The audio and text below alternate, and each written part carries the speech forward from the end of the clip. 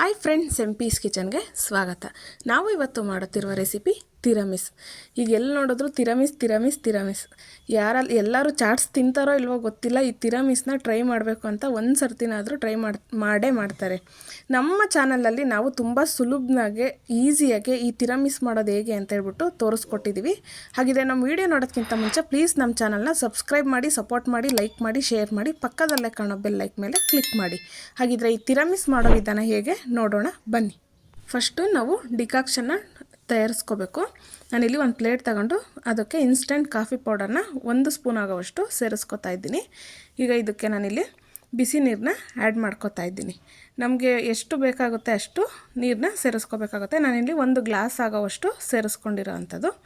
ಹಾಗೆ ಇದನ್ನು ಸ್ವಲ್ಪ ಮಿಕ್ಸ್ ಮಾಡ್ಕೋಬೇಕು. ನೀರಿನ ಜೊತೆ ಚೆನ್ನಾಗಿದು ಹೊಂದ್ಕೋಬೇಕು. ಒಂದು 30 ಸೆಕೆಂಡು ಮಿಕ್ಸ್ ಮಾಡಿದ್ರೆ ಸಾಕು. ಅದೆಲ್ಲ ಚೆನ್ನಾಗಿ ಬಿಸಿ ನೀರು ಹಾಕಿರ್ತೀವಲ್ಲ, ಇದೆಲ್ಲ ಇನ್ಸ್ಟೆಂಟ್ ಕಾಫಿ ಪೌಡರ್ ಆಗಿರೋದ್ರಿಂದ ಬೇಗ ಮಿಕ್ಸ್ ಆಗುತ್ತೆ.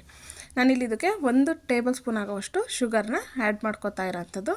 ಕೆಲವ್ರಿಗೆ ಬರೀ ಕಾಫಿ ಪೌಡರ್ ಹಾಕಿದ್ರೆ ಕಹಿ ಅನಿಸುತ್ತೆ, ಅದಕ್ಕೋಸ್ಕರ ಈ ಥರ ಸ್ವಲ್ಪ ಶುಗರ್ ಹಾಕಿದ್ರೆ ಟೇಸ್ಟ್ ಚೆನ್ನಾಗಿ ಬರುತ್ತೆ. ಈಗ ಇದನ್ನು ಒಂದು ಸೈಡಿಗೆ ಎತ್ತಿಟ್ಕೊಳ್ಳೋಣ. ನೆಕ್ಸ್ಟು ನಾನಿಲ್ಲಿ ಪನ್ನೀರನ್ನ ತೊಗೊಂಡಿರೋ ಅಂಥದ್ದು. ನಾನಿಲ್ಲಿ ಒಂದು 100 ಗ್ರಾಮ್ ಆಗೋವಷ್ಟು ಪನ್ನೀರನ್ನ ತೊಗೊಂಡಿದ್ದೀನಿ, ಮನೆಯಲ್ಲೇ ಮಾಡ್ಕೊಂಡಿರೋ ಅಂಥದ್ದು. ಈಗ ನಾನಿಲ್ಲಿ ಒಂದು ಮಿಕ್ಸಿ ಜಾರ್ ತೊಗೊಂಡು ಅದಕ್ಕೆ ಸ್ವಲ್ಪ ಈ ಥರ ಸಣ್ಣಗೆ ಕಟ್ ಮಾಡಿಬಿಟ್ಟು ಸೇರಿಸ್ಕೋಬೋದು. ಇಲ್ಲಾಂದರೆ ನೀವು ಕೈಯಲ್ಲೇ ಈ ಥರ ಸ್ವಲ್ಪ ಮುರಿದ್ಬಿಟ್ಟು ಸೇರಿಸ್ಕೋಬೋದು. ನಾನು ಮಾಡಿ ತೋರಿಸ್ತಾ ಇರೋ ಅಂಥ ತಿರಮಿಸ್ಗೆ 100 ಗ್ರಾಮ್ ಪನ್ನೀರ್ ಆದರೆ ಸಾಕಾಗುತ್ತೆ. ಈಗ ಇದನ್ನೆಲ್ಲ ಇದರೊಳಗಡೆ ಸೇರಿಸ್ಕೊಳ್ಳೋಣ. ಇದಕ್ಕೆ ನಾನಿಲ್ಲಿ ವೆನಿಲಾ ಎಸೆನ್ಸ್ನ ಸೇರಿಸ್ಕೊತಾ ಇದ್ದೀನಿ. ಇದು ಕಂಪ್ಲೀಟ್ಲಿ ಆಪ್ಷನಲ್ಲು, ಇದ್ದರೆ ಸೇರಿಸ್ಕೊಳ್ಳಿ, ಇಲ್ಲ ಅಂದರೆ ನೀವು ಇದಕ್ಕೆ ಸ್ವಲ್ಪ ಏಲಕ್ಕಿ ಪೌಡರನ್ನು ಸೇರಿಸ್ಕೋಬೋದು. ಈ ವೆನಿಲಾ ಎಸೆನ್ಸ್ ಹಾಕಿದ್ರೆ ಚೆನ್ನಾಗಿ ಬರುತ್ತೆ ನೋಡಿ. ಈಗ ಇದಕ್ಕೆ ಸ್ವಲ್ಪ ಶುಗರ್ನ ಆ್ಯಡ್ ಮಾಡ್ಕೊತಾ ಇದ್ದೀನಿ, 2 ಟೇಬಲ್ ಸ್ಪೂನ್ ಆಗೋವಷ್ಟು. ಹಾಗೆ ಇದಕ್ಕೆ ಮಿಲ್ಕ್ನ ತೊಗೊಂಡಿರೋ ಅಂಥದ್ದು. ಇಲ್ಲಿ ನೀವು ಕಾಯಿಸಿ ಆರಿಸಿರೋ ಅಂಥ ಹಾಲನ್ನ ತೊಗೋಬೇಕಾಗುತ್ತೆ. ನಾನಿಲ್ಲಿ ಸ್ವಲ್ಪ ಕೆನೆ ಸಮೇತ ತೊಗೊಂಡಿರೋ ಅಂಥದ್ದು. ಕೆನೆ ಸ್ವಲ್ಪ ಹಾಕಿದ್ರೆ ಚೆನ್ನಾಗಿ ಗಟ್ಟಿ ಬರುತ್ತೆ, ಅದಕ್ಕೋಸ್ಕರ.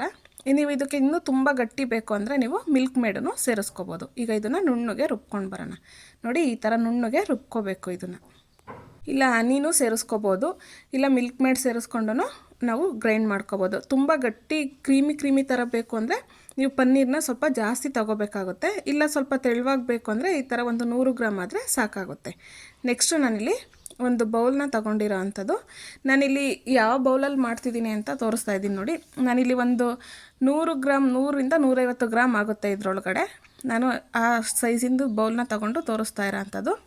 ನೆಕ್ಸ್ಟು ನಾವೀಗ ಡಿಕಾಕ್ಷನ್ ಮಾಡ್ಕೊಂಡಿದ್ವಲ್ಲ ಅದು, ಮತ್ತು ನಾನಿಲ್ಲಿ ರಸ್ಕಲ್ಲಿ ಮಾಡಿ ತೋರಿಸ್ತಾ ಇರೋ ಅಂಥದ್ದು. ನೀವು ಬನ್ನಲ್ಲೂ ಮಾಡ್ಕೋಬೋದು, ಇಲ್ಲಾಂದರೆ ಈ ಥರ ರಸ್ಕಲ್ಲೂ ಮಾಡ್ಕೋಬೋದು. ಈ ಥರ ನಾನು ಸ್ವಲ್ಪ ಕಟ್ ಮಾಡಿ ತೊಗೊಂಡಿರೋ ಅಂಥದ್ದು. ಈಗ ಇದನ್ನೆಲ್ಲ ನಾವು ಡಿಕಾಕ್ಷನಲ್ಲಿ ಡಿಪ್ ಮಾಡಿ ನಾವು ಸೆಟ್ ಮಾಡ್ಕೋಬೇಕಾಗುತ್ತೆ. ನಾವು ಈ ಥರ ರಸ್ಕಲ್ಲಿ ಮಾಡಿದ್ರೆ ನಮಗೆ ಒಂದೊಂದು ಲೇಯರ್ ಇಟ್ಕೊಂಡ್ರೇ ಸಾಕಾಗುತ್ತೆ. ನಾವು ಬನ್ನೆಲ್ಲ ಆದರೆ ಸ್ವಲ್ಪ ತುಂಬ ತೆಳುವಾಗಿರೋದ್ರಿಂದ ನಾವು ಒಂದೊಂದು ಸೆಟ್ಟಿಗೆ 2 ಸರ್ತಿ ಇದನ್ನು ಪ್ಲೇಸ್ ಮಾಡ್ಕೋಬೇಕಾಗುತ್ತೆ. ಅದಕ್ಕೋಸ್ಕರ ನಾನು ರಸ್ಕಲ್ಲಿ ಮಾಡಿ ತೋರಿಸ್ತಾ ಇರೋ ಅಂಥದ್ದು. ನೋಡಿ, ಈ ಥರ ಚೆನ್ನಾಗಿ ಸುತ್ತ ನಮಗೆ ಎಲ್ಲ ಕಡೆ ಚೆನ್ನಾಗೇ ಡಿಪ್ ಆಗಬೇಕು. ಆ ರೀತಿ ನಾವು ಚೆನ್ನಾಗಿ ನೆನೆಸ್ಬಿಟ್ಟು ನಾವು ರಸ್ಕ್ನ ಇಡಬೇಕಾಗುತ್ತೆ. ಚೆನ್ನಾಗಿ ಎಲ್ಲ ಕಡೆ ನೆನ್ಕೋಬೇಕು. ಈ ಥರ ನಾವಿಲ್ಲಿ ತುಂಬ ಈಸಿಯಾಗಿ ಹೇಗೆ ಮಾಡೋದು ಅಂತ ಕೊಡ್ತಾ ಇರೋಂಥದ್ದು. ತುಂಬ ಕಮ್ಮಿ ಇಂಗ್ರೀಡಿಯೆಂಟು, ತುಂಬ ಈಸಿಯಾಗಿ ಮಾಡ್ಕೋಬೋದು. ನಾವು ಈಗ ಔಟ್ಸೈಡೆಲ್ಲ ತಿನ್ನಬೇಕು ಅಂದರೆ ಏನಿಲ್ಲ ಅಂದರೂ ಬೆಂಗಳೂರಲ್ಲಂತೂ ಒಂದು 300ರಿಂದ 350ವರೆಗೂ ಚಾರ್ಜ್ ಮಾಡ್ತಾಯಿದ್ದಾರೆ ಇಷ್ಟು ತಿರಮಿಸ್ಗೆ. ಸೊ ನಾವು ಮನೆಯಲ್ಲೇ ಮಾಡಿಕೊಂಡ್ರೆ ಮನೆಗೆ ಎಲ್ಲರೂ ಒಂದು ಸತಿ ಟೇಸ್ಟ್ ಮಾಡ್ದಂಗೂ ಆಗುತ್ತೆ, ನಾವು ಟ್ರೈ ಮಾಡ್ದಂಗೂ ಆಗುತ್ತೆ. ನಾವಿಲ್ಲಿ ಈ ಥರ ತುಂಬ ಈಸಿಯಾಗಿ ಹೆಂಗೆ ಮಾಡೋದು ಅಂತ ಹೇಳ್ಬಿಟ್ಟು ತೋರಿಸ್ಕೊಡ್ತಾ ಇರೋ ಅಂಥದ್ದು. ನಾವು ಇದನ್ನೆಲ್ಲ ಚೆನ್ನಾಗಿ ಮಧ್ಯದಲ್ಲಿ ಎಲ್ಲೂ ಗ್ಯಾಪ್ ಇರಬಾರ್ದು, ಆ ರೀತಿ ನಾವು ಫುಲ್ ಎಲ್ಲನೂ ಒಂದು ಸ್ವಲ್ಪನೂ ಜಾಗ ಬಿಡದೆ ನೀಟಾಗಿ ಸೆಟ್ ಮಾಡ್ಕೋಬೇಕು. ನಾವು ಈ ಥರ ಸೆಟ್ ಮಾಡೋದ್ರಿಂದ ನಮಗೆ ತಿನ್ನಬೇಕಾದ್ರೆ ಟೇಸ್ಟ್ ಚೆನ್ನಾಗಿರುತ್ತೆ, ಹಾಗೆ ಅದು ತುಂಬ ಚೆನ್ನಾಗಿ ಬರುತ್ತೆ. ಅದಕ್ಕೋಸ್ಕರ ನೋಡಿ, ಈ ಥರ ಎಲ್ಲನೂ ನೀಟಾಗಿ ಸೆಟ್ ಮಾಡ್ಕೋಬೇಕು. ಈಗ ಇದೆಲ್ಲ ಚೆನ್ನಾಗಿ ಸೆಟ್ಟಾಗಿದೆ. ಈಗ ಇದಕ್ಕೆ ನಾವು ಮುಂಚೆನೇ ಗ್ರೈಂಡ್ ಮಾಡಿ ಇಟ್ಕೊಂಡಿದ್ವಲ್ಲ ಅದನ್ನು ಇದರೊಳಗಡೆ ಸೇರಿಸ್ಕೋಬೇಕು. ಪನ್ನೀರು ಅದೆಲ್ಲ ಹಾಕ್ಕೊಂಡು ನೋಡಿ, ಈ ಥರ ನೋಡಿ. ಈಗ ಇದನ್ನೆಲ್ಲ ಸೇರಿಸ್ಕೊಂಡಿದ್ದೀವಿ. ಸ್ವಲ್ಪ ನಿಮಗೆ ಜಾಸ್ತಿ ಬೇಕು ಅಂದರೆ ಜಾಸ್ತಿನೂ ಸೇರಿಸ್ಕೋಬೋದು. ಈಗ ಇದನ್ನು ಮತ್ತೆ ನಾವು ಇನ್ನೊಂದು ಲೇಯರು ಇದಕ್ಕೆ ನಾವು ಮುಂಚೆನೇ ಪ್ರೋಸೆಸ್ ಮಾಡ್ಕೊಂಡಿದ್ವಲ್ಲ ಅದೇ ಥರ ಮತ್ತೆ ಡಿಪ್ ಮಾಡೋದು ಡಿಕಾಕ್ಷನಲ್ಲಿ ಮತ್ತೆ ಸೆಟ್ ಮಾಡ್ಕೋಬೇಕು. ಈಗ ಎಲ್ಲನೂ ಇದೇ ಥರ ಸೆಟ್ ಮಾಡ್ಕೊಳ್ಳೋಣ. ನೀವು ಸ್ವೀಟೆಲ್ಲ ಜಾಸ್ತಿ ಇಷ್ಟಪಡೋದಾದರೆ ಇದಕ್ಕೆ ಸ್ವಲ್ಪ ಮಿಲ್ಕ್ ಮೇಡ್ ಜಾಸ್ತಿ ಸೇರಿಸ್ಕೊಂಡು ಮಾಡ್ಕೋಬೋದು, ಇಲ್ಲಾಂದರೆ ಹನಿನ ಸೇರಿಸ್ಬೋದು. ಇಲ್ಲಾಂದರೆ ಈ ಥರ ಶುಗರು ಜಾಗ್ರಿ ಏನು ಬೇಕಾದರೂ ನಾವು ಸೇರಿಸ್ಕೋಬೋದು. ಅದು ನಮ್ಮ ಟೇಸ್ಟ್ ಮೇಲೆ ಡಿಸೈಡ್ ಆಗುತ್ತೆ. ನಾನಿಲ್ಲಿ ಶುಗರ್ ಹಾಕಿ ಮಾಡಿ ತೋರಿಸ್ತಾ ಇರೋ ಅಂಥದ್ದು. ನೋಡಿ ಈ ಥರ ಎಲ್ಲನೂ ನೀಟಾಗಿ ಸೆಟ್ ಮಾಡ್ಕೋಬೇಕು. ಈಗ ಎಲ್ಲನೂ ಇದೇ ಥರ ನೀಟಾಗಿ ಡಿಪ್ ಮಾಡಿ ಸೆಟ್ ಮಾಡ್ಕೊಳ್ಳೋಣ. ನೋಡಿ ಈಗ ಎಲ್ಲ ಡಿಪ್ ಮಾಡಿ ಸೆಟ್ ಮಾಡ್ಕೊಂಡಾಗಿದೆ. ಮತ್ತೆ ಈ ಥರ ನೀಟಾಗೆಲ್ಲ ಸೆಟ್ ಮಾಡ್ಕೋಬೇಕು. ನಾವು ಗ್ಯಾಪ್ ಬಿಡಬಾರ್ದು, ಆ ರೀತಿ ನಾವು ಸೆಟ್ ಮಾಡ್ಕೋಬೇಕು. ನೆಕ್ಸ್ಟ್ ಈಗ ಇದ್ರ ಮೇಲ್ಗಡೆ ಮತ್ತೆ ನಾವು ಸೇರಿಸ್ಕೋಬೇಕಾಗುತ್ತೆ ಕ್ರೀಮ್ನ. ಈ ಥರ ಕ್ರೀಮ್ನ ಸೇರಿಸ್ಕೊಂಡು ಒಂದು 2-3 ಸತಿ ಈ ಥರ ಟ್ಯಾಪ್ ಮಾಡಿದ್ರೆ ನಮಗೆ ಗ್ಯಾಪೆಲ್ಲ ಫಿಲ್ಲಾಗಿ ನೀಟಾಗಿ ಒಳಗಡೆ ಎಲ್ಲ ಅದು ಇಳ್ಕೊಳ್ಳುತ್ತೆ. ಆವಾಗ ಚೆನ್ನಾಗಿ ಎಲ್ಲ ಕಡೆ ಸೇರ್ಕೊಳ್ಳುತ್ತೆ. ಕ್ರೀಮು ಆ ಥರ ನಮಗೆ ಚೆನ್ನಾಗೆ ತಿನ್ನಬೇಕಾದ್ರೆ ತುಂಬ ಇಷ್ಟ ಆಗುತ್ತೆ. ನೆಕ್ಸ್ಟು ಇದಕ್ಕೆ ನಾವು ಕೋಕೋ ಪೌಡರ್ನ ಸೇರಿಸ್ಕೋಬೇಕು. ನಾನಿಲ್ಲಿ ಕೋಕೋ ಪೌಡರ್ ತೊಗೊಂಡಿದ್ದೀನಿ. ಕೋಕೋ ಪೌಡರ್ಗೆ ಒಂದು ನಾವು ಟೀ ಫಿಲ್ಟರ್ ಮಾಡ್ತೀವಲ್ಲ ಆ ಥರ ಫಿಲ್ಟರ್ದೊಳಗಡೆ ಸೇರಿಸ್ಕೊಂಡು, ಜಾಸ್ತಿ ಸೇರಿಸ್ಕೊಳ್ಳೋಕೆ ಹೋಗಬೇಡಿ, ಕಹಿ ಆಗುತ್ತೆ.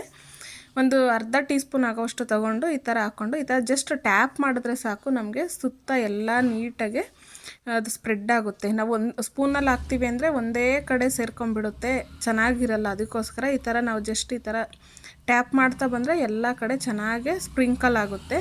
ತುಂಬ ದಪ್ಪನೂ ಅನಿಸಲ್ಲ, ತುಂಬ ತೆಳುವಾಗೂ ಅನಿಸಲ್ಲ. ನೀವು ಇದೇ ಪ್ರೋಸೆಸ್ನ ಫ್ರಿಜ್ಜಿಂದ ತೆಗೆದ್ಮೇಲೂ ಮಾಡ್ಕೋಬೋದು ಲಾಸ್ಟಲ್ಲೂ. ಇಲ್ಲಾಂದರೆ ಮುಂಚೆನೇ ಈ ಥರ ಮಾಡಿಬಿಟ್ಟು ಸೆಟ್ ಆಗೋದಕ್ಕೆ ಇಡೋವಾಗ್ಲೂ ನಾವು ಈ ಥರ ಮಾಡಿಟ್ರೂ ಚೆನ್ನಾಗಿರುತ್ತೆ. ನಾವು ಇದಕ್ಕೇನು ಓವನ್ ಬೇಕಿಲ್ಲ, ಏನೂ ಇಲ್ಲ, ಗ್ಯಾಸ್ ಬೇಕಿಲ್ಲ, ಆರಾಮ್ಸೆ ಮಾಡ್ಕೋಬೋದು ಮನೆಯಲ್ಲೇ ಈಸಿಯಾಗೆ.